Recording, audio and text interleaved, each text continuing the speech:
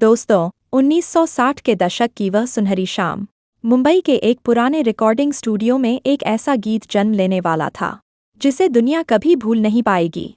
लेकिन क्या आप जानते हैं, जिस गाने ने बाद में इतिहास रच दिया, उसे कभी बेकार कहकर फिल्म से हटाने की कोशिश की गई थी? जी हाँ, फिल्म दोस्ती का अमर गीत चाहूंगा मैं तुझे सांझ सवेरे। एक ऐसा गीत जिसे मोहम्मद रफ़ी साहब की आवाज़ ने इबादत बना दिया। आज की इस भावुक कहानी में हम जानेंगे कैसे लक्ष्मीकांत प्यारेलाल की मेहनत, निर्माता का विरोध और रफ़ी साहब की रूहानी आवाज़ ने मिलकर एक ऐसे नगमे को जन्म दिया जो आज भी करोड़ों दिलों में जिंदा है। तो वीडियो को आखिर तक ज़रूर देखिए, क्योंकि यह सिर्फ एक गाने की कहानी नहीं, बल्कि संगीत की आत्मा की कहानी है। यह 1960 के दशक की बात है। मुंबई की गलियों में पुरानी फिल्मों की रील और हारमोनियम की गूंज बसी थी। दो युवा संगीतकार, लक्ष्मीकांत और प्यारेलाल, एक नई फिल्म दोस्ती के लिए दिन-रात मेहनत कर रहे थे। वे एक ऐसी धुन बनाने की कोशिश कर रहे थे जो दिल को छू जाए।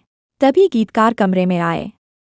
उनके हाथ में एक कागज का टुकड़ा था जिस पर कुछ शब्द लिखे थे, चाहूंगा मैं तुझे सांझ सवेरे। लक्ष्मीकांत ने उन शब्दों को पढ़ा और धीरे से एक धुन गुनगुनाई। उस पल कमरे में जैसे वक्त ठहर गया। यह केवल एक गीत नहीं, बल्कि समर्पण की एक दास्तान थी। कुछ दिनों बाद फिल्म के निर्माता ताराचंद ने इस गाने का डमी वर्जन सुना। उन्होंने अपना सिर हिलाया और कहा, यह गाना बहुत धीमा और उदास है। आज के ज़माने में लोग तेज संगीत पसंद करते हैं। इसे फिल्म से हटा दो, इसकी कोई ज़रूरत नहीं है। प्यारेलाल ने ताराचंद को मनाने की बहुत कोशिश की, लेकिन वे नहीं माने।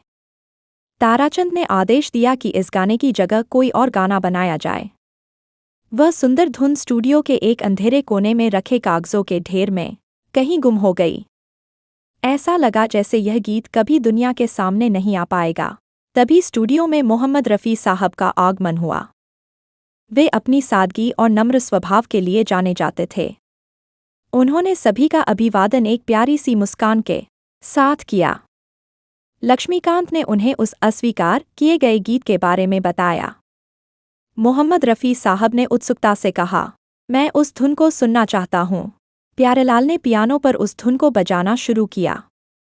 मोहम्मद रफ़ी साहब ने अपनी आंखें बंद कर लीं और शब्दों की गहराई को महसूस करने लगे।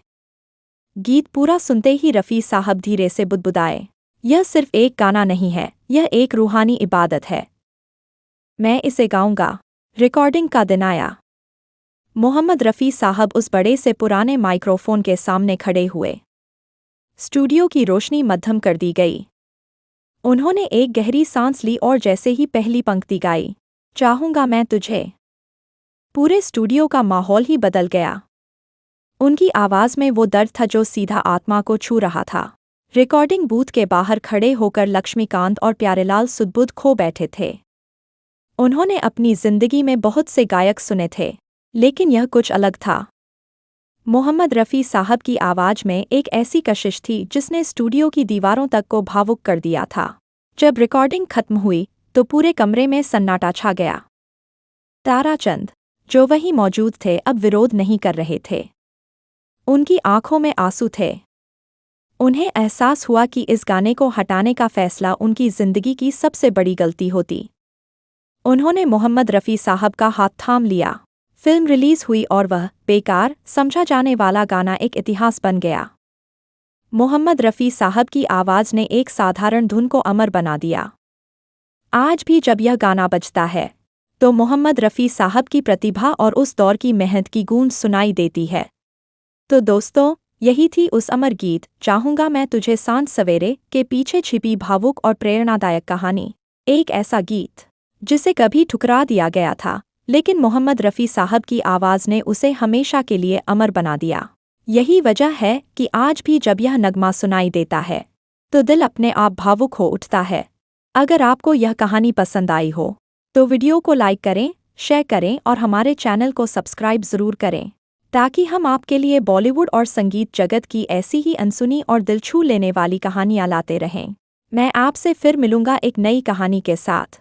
तब तक के लिए नमस्कार और संगीत से प्यार करते रहिए।